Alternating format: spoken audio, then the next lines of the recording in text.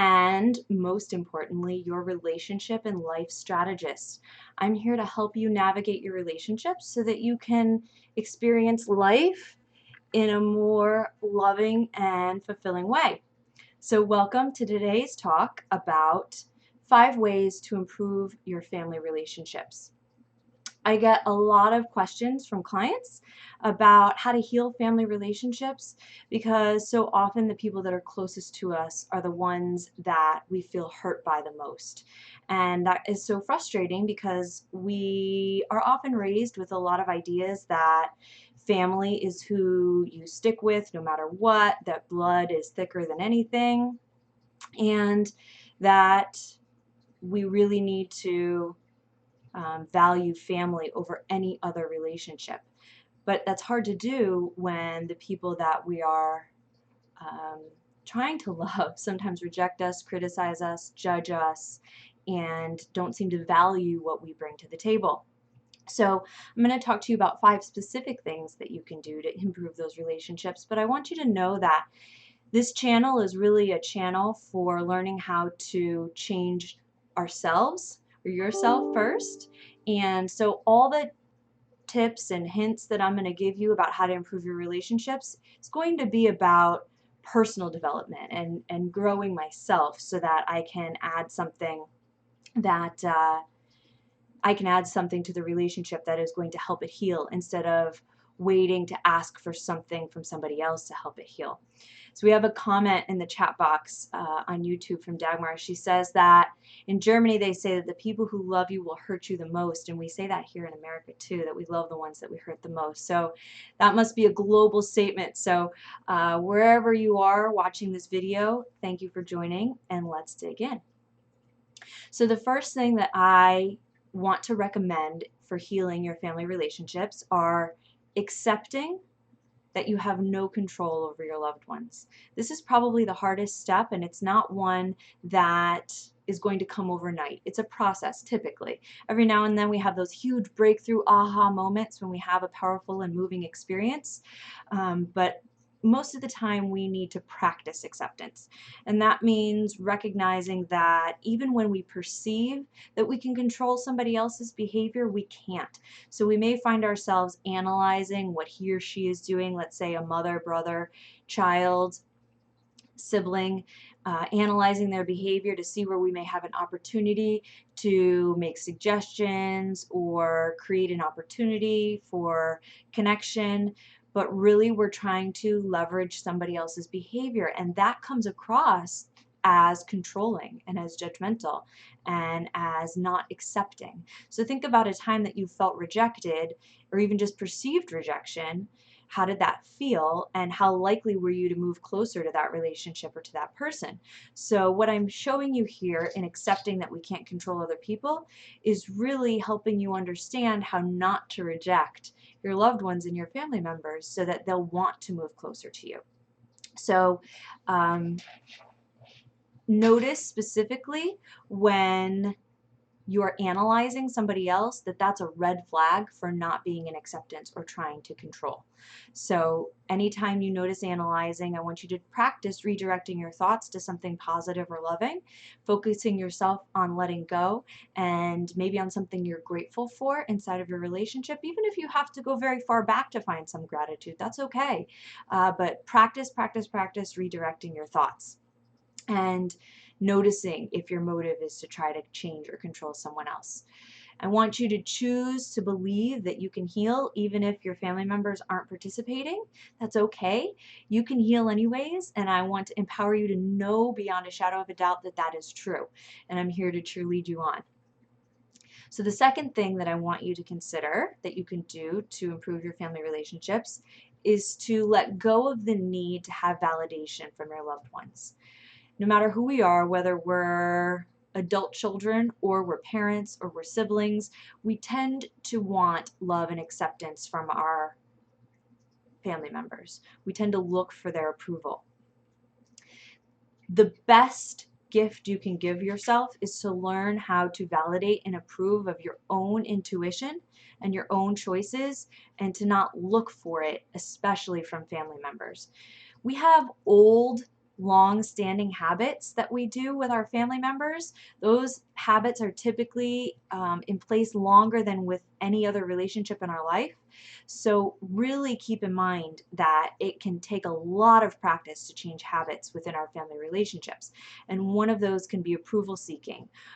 And we might also call that people pleasing. So if you notice or you've ever gotten feedback that you're a people pleaser or that you need validation from family in order to feel okay with what you're doing, then notice that and practice letting it go. If you really, really need help with understanding your choices or being confident in yourself, then find some other people that can help support you in that journey. Maybe your family of choosing, like some really close friends, or a strategist like myself that can help you navigate your relationships and your self-worth so that you don't have to keep going back to that place where you've gotten injured by family members and feeling rejected. So the first thing we said is accepting that we can't control our loved ones. The second one is letting go of the need for validation. The third thing that I want to speak with you about is recognizing that if you are angry, and more specifically, if you're hateful or resentful, and I know hateful is a very powerful word, but that is what happens when anger builds and doesn't get resolved. There's not a problem with anger, it's a healthy emotion. But when it doesn't get resolved, it builds and turns into resentment and hate. So if we are holding on to hate or resentment, then it's going to fuel the break or the damage in the relationship.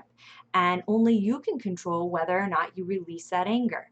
So again, I don't want to dismiss the value of anger. It's a sign. All of our feelings are signs that something needs to happen in life or inside of our relationship. But what we want to do is learn how to process it and release it. And so that might also be something that you need a little help from a strategist like myself to do. But that's okay.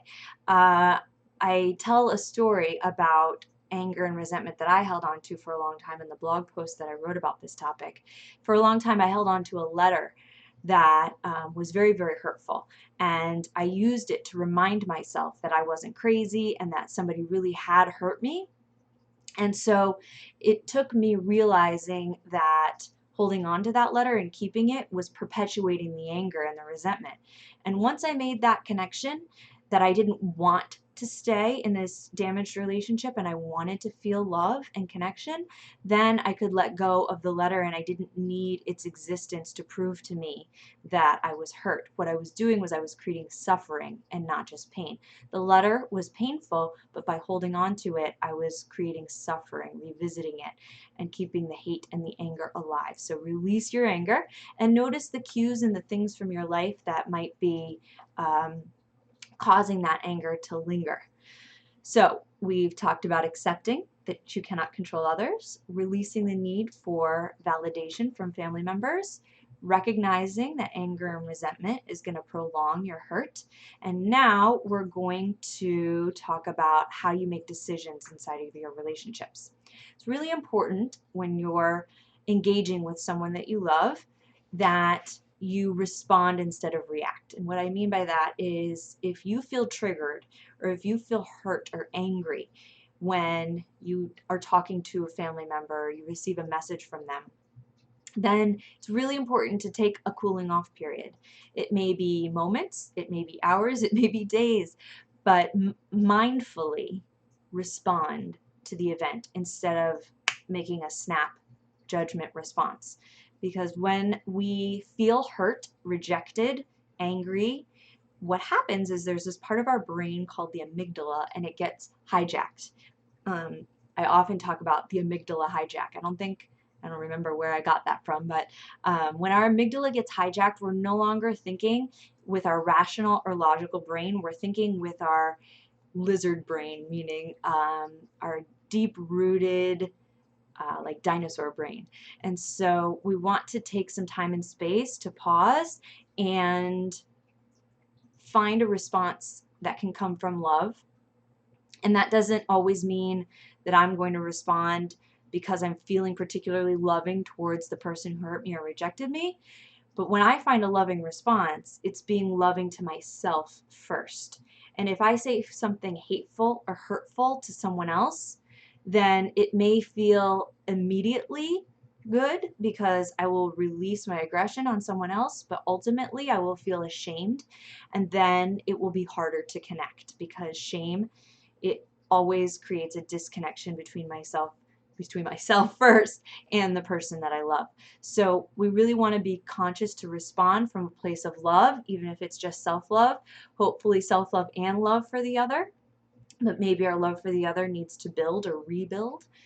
So the issue here is to remember that you want to take a time out and find a thoughtful, conscious response and not to just react.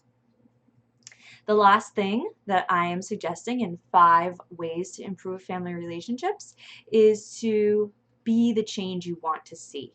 And this is a beautiful quote that I often am heard using, and I think that it's a Helen Keller quote, perhaps. I should have fact checked that first. Um, but be the change you want to see. So if you're really longing for change in a family relationship, if you're noticing that you're really desperate to reconnect with a parent or with a child or with a sibling or whoever it is, then I want to encourage you to refocus your attention. Instead of focusing on what you want them to change, keep your focus, harness your focus, and maintain it on yourself, and choose to demonstrate the change that you're looking for, and not from a place of manipulation or proving them wrong, from a place of embracing personal growth and development. In the beginning of the video, I mentioned that this channel is a place where we are strategizing life, love, and relationships, but all of that comes through personal growth and development. So while I'm teaching you about relationships, I'm truly teaching you how you can be the best version of yourself or reclaim your true identity.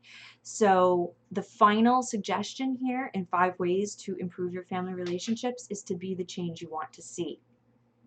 And know that as long as you're doing that, there's always going to be a benefit, and nobody can take that change away from you. You're the one that is in charge of you.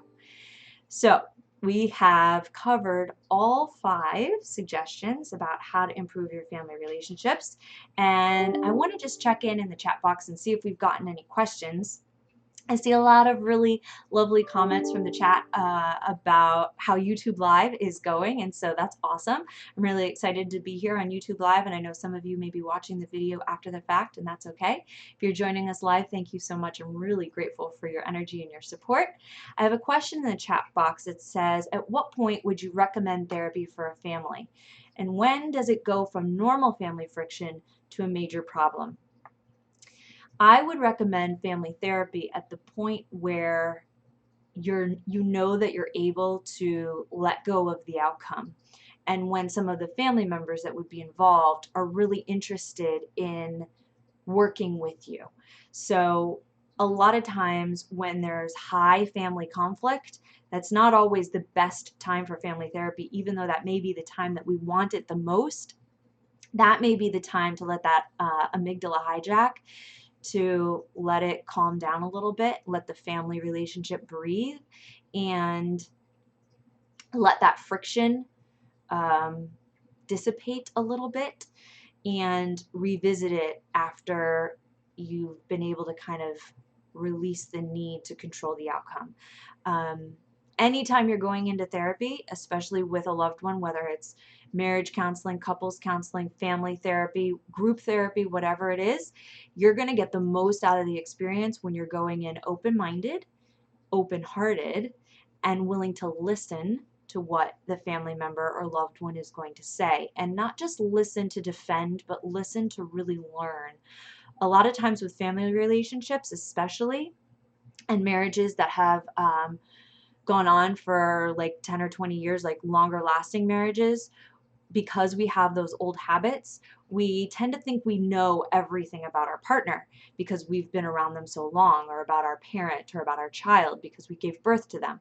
But the reality is that there's always something to learn about a family member or a loved one. And as soon as we make an assumption about what they're thinking, feeling, saying, or going to do, we've already failed the process. So family therapy is really, really helpful for healing when you're ready to listen and learn. And not need to control the outcome. So I'm grateful to Nikki for asking that question in the chat box. I'd love to take any other questions or comments that anybody else has. And always feel free to check out my website, dawnwigginstherapy.com, where there are a lot of blog topics and posts relating to family relationships.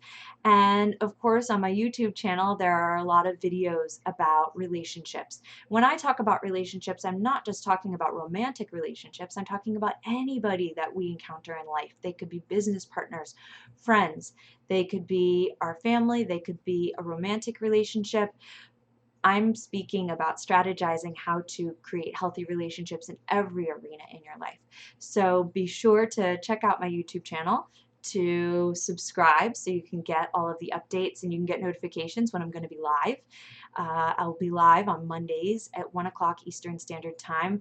I picked that time specifically so that we could reach as many people as possible, including over in the UK and in India. There are a lot of people out there globally that are interested in these topics, and I'm so grateful to anyone who's watching.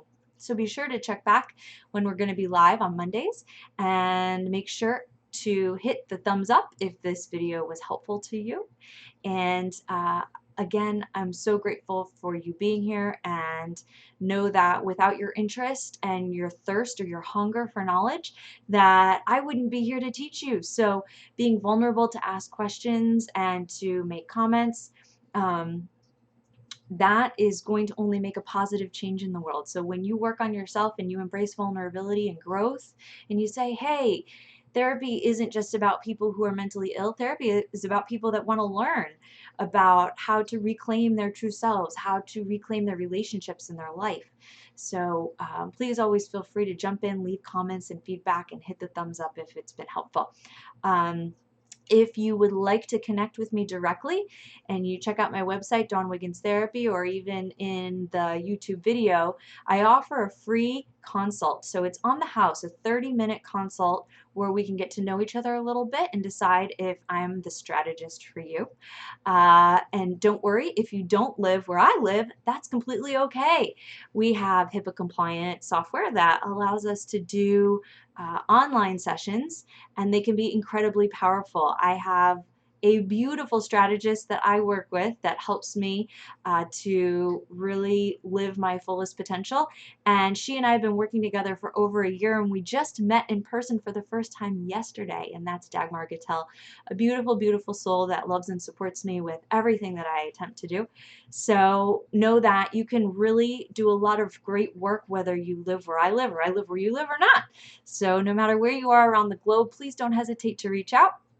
I would love to meet you and see what we can do to work together. So thanks again for joining us. 5 ways to improve family relationships. We want to accept what you can't control, release the need for validation, recognize that anger is only hurting you, make your decisions from a thoughtful place instead of a reactive place, and finally be the change you want to see in the world. Have a great day.